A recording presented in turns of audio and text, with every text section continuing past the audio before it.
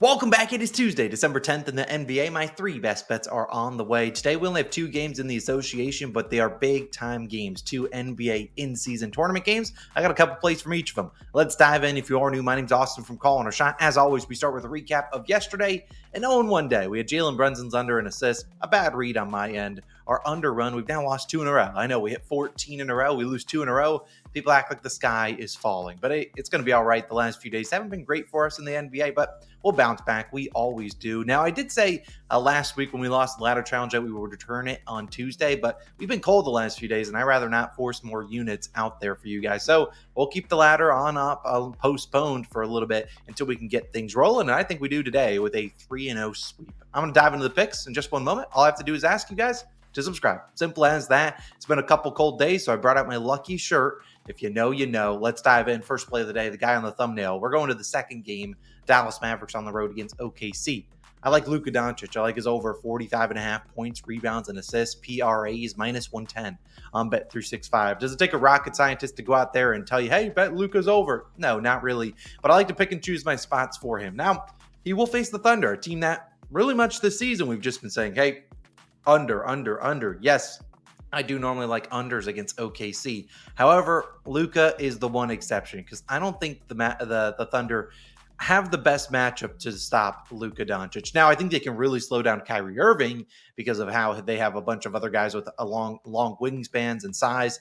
Luka, a little bit of a different scenario. He's a different beast, and we've seen in his last 5 regular season games versus OKC, he is at 56, 57, 57, 69, and 49 PRAs. Now, I'm not saying Luka absolutely drops a 40-point burger on them and it's like, oh, they cannot stop him. Luka has the ability to go out there and get 20 points, but also, 15 rebounds, 15 assists upside, especially given how OKC plays. Give up a lot of rebounds. They'll give up their good fair share amount of assists as well. And I don't like the matchup here for Kyrie Irving. So I expect the ball to be in Luka's hands to pretty much dictate this whole game. And we should see a lot of minutes going his way. We've seen Luka over this line in 7 of 12 this season when he plays 36 or more minutes, over in 54 of 67 last year with 36 or more minutes. Look, I know the Thunder are one of the best defenses in the league, but again, they're going to give up some things, and they're going to let Luka pretty much do whatever he wants today. They could double him if he gets in the post, but again, you're leaving wide open shooters. And do you want to leave Klay Thompson open, PJ Washington open, a guy that's historically played pretty well against them? I don't know. So I think Luka on the road here in OKC, I'll back him. I don't love his, I like his over in points. I like his over in rebounds. I like his over in assists. I think he could put up a triple-double tonight. But again, I think this is just a good spot to back Luka where we should see a lot of minutes coming his way. I think he can get to the free throw line. He can do whatever he wants tonight. So I like his over 45.5 PRAs. Should get a lot of minutes. Could even approach 40 minutes tonight. Given, this is a big game for the Mavericks, I really like Luka Doncic's over in PRAs. Now, my second play is actually going to be in the same game. It's on the other side. There was a couple first quarter props I looked at in this game, and I'll talk about them in 2 seconds. This one is not a first quarter prop. It's Isaiah Hartenstein over 22.5 points plus rebounds -120 on DraftKings. Now, I missed the early launch on this one. It was 21.5. That's fine. It's 22.5. If it does bump to 23.5, I'd probably just take a peek at the double-double instead of asking him to get the 24 points and rebounds. But obviously, they go hand in hand. Now, since returning from injury, Hartenstein has been pretty good for the Thunder. He's averaging a little over 24 points and rebounds per game. He's at 27, 29, 28, 29, 9, 18, and then 24 points plus rebounds, going over in 6 of 8. Obviously, he crushed it the first 5 games. The last 3, he hasn't been scoring as much. Now, one of them was against Walker Kessler, who's really limited centers scoring against the Jazz the last few weeks. Then the Raptors, just not a great matchup for him. But I like the spot here against the Mavericks, and here's why. Dallas this season allowing the 4th most points per game to centers, but I also like they allow the 4th fewest 3-pointers made. This is a very good defensive team from the Mavericks that really limits those 3-pointers, which we know the Thunder are going to want to shoot a bunch of threes. Instead, I think they'll stay tight on those guys, and we should see a lot of pick and roll with SGA or Jalen Williams and Isaiah Hartenstein, and we're just hoping that maybe we can get some points from Isaiah Hartenstein. I'm not asking him to score 20 points tonight, but if we get 10, 15 points, I feel really good because I think the rebounds will be there given he is their number 1 rebounder. He's going to be needed for size in there with Gafford and Lively, both playing, a combined 48 minutes. They're going to need Isaiah Hartenstein out there for probably upwards of 30, 35 minutes, maybe 36 or so.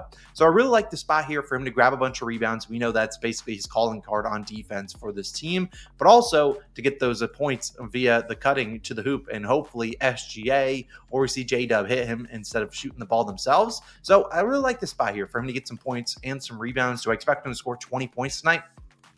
Probably not, but I think he can easily get to 10 points, maybe 15 if he gets lucky and maybe he gets some more usage than people might think. And I also think he's obviously has the upside for 15, heck, even 20 rebounds. I'm not saying he grabs 20, but the rebound chances are there where he's getting like 21 to 26 rebound chances, and it's going to be needed for size in there. So I really like his over in points plus rebounds. I like Luka Doncic's over in PRAs. I think we go 2-0 in that game. Now, the first quarter props I looked at were Klay Thompson and PJ Washington. Both of them have a 2.5 Q1 points line. I think both of them get a three-pointer up in the first quarter. The question is, do they make it? I'm not willing to bet on Klay Thompson. He sucks whenever I bet on him. PJ, I feel like he just torched the Thunder, so maybe they'll pay a little bit more attention to him. That's why I didn't do it, but I do like both of those two. Now we go to the first game, which is the Magic on the road against the Bucks. Now, this is a hard game to bet because the Magic have so many injuries. They're down Franz Wagner, they're down Banchero. Who's going to step up for him? And that's why I feel like it's a little bit tough, which is why I only have one play and actually is an under. We're going to try to bounce back after the last two unders.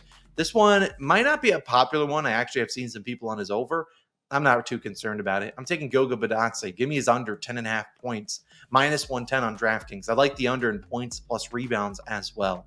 Now, I feel like it's super easy to just look in to the last game when Franz Wagner sat out. Well, didn't sit out. He's injured, but he was out. You saw who picked up the slack. It was Goga Bitadze. He had 31 minutes, played 20 and scored 21 points. It feels so easy. He just scored 21 points. I can easily take him for 10 points. Hammer, hammer, hammer.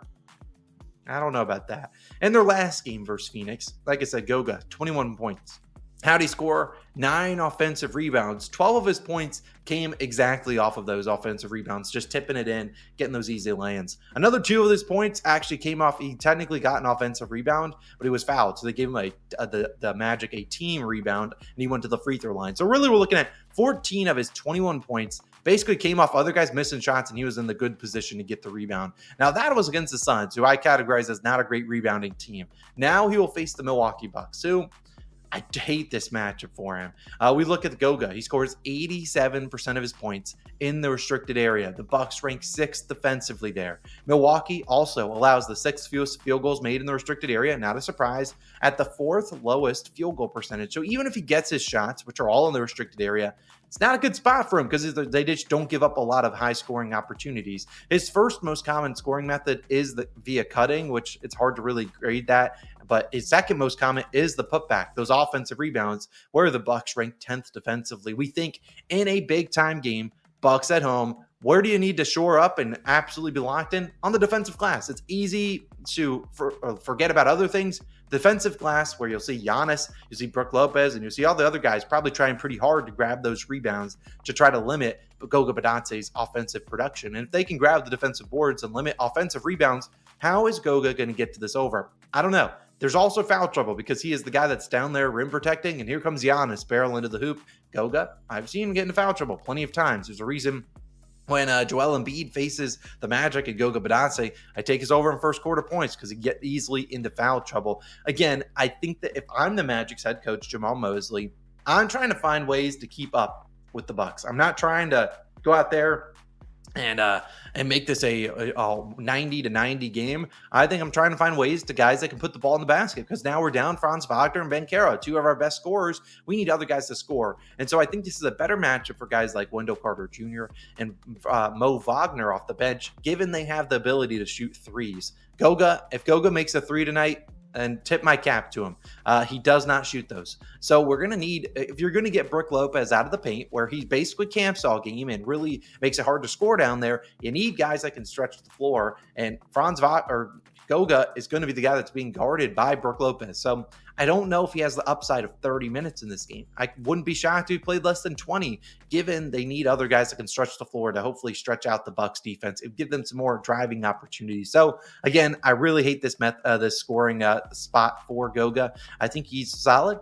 He's a fiery guy, but I'll fade him here. I just don't like this spot. So I'll take his under 10.5 points. Some other props I looked at in that game. I looked at Damian Lillard over in first quarter points. I like the first quarter lines today. That is a 4.5 line, which feels a little bit low. The Magic are a pretty good defensive team. We know that. But they have been prone to giving up some points to the ball handler that is in the pick and roll. And I imagine they're going to try their best to slow down Giannis. If Dame's making shots, they'll maybe adjust their defense, but they're going to let Dame go one-on-one against Suggs or against KCP. So I like Dame to get those points. I wish he was playing the whole full first quarter. He's been limited to like 8 to 9 minutes, but I still think he can get you 5 points. So that would be my other prop in that game. Not a lot else to like, given the Magic are just kind of a hodgepodge of a squad right now. So my 3 plays today, to recap them: Luka's over in PRAs, Isaiah Hartenstein's over in points plus rebounds, and Goga's under in points. For future reference, I will be banning assist props. I'm out. The Jalen Brunson one was a nail in the coffin. Every time I take an assist over, we can't buy a bucket off those shots. When I take an under, can't miss. Although there were a lot of easy lay-ins. So the Raptors just didn't play a whole lot of defense. So assist props are banned unless they're in like a PRA or a PA. I just can't hit any assist prop to save my life. Maybe at the end of the year, maybe we'll return to them. But those are my 3 favorite picks. I'll be back tomorrow with some more, as we have 2 more in-season tournament games. Enjoy. Let's go 3-0, and I'll see you guys back tomorrow. And if we go 3-0, or heck, even a winning day, I'll be back wearing this shirt. I'll see you guys tomorrow. Peace.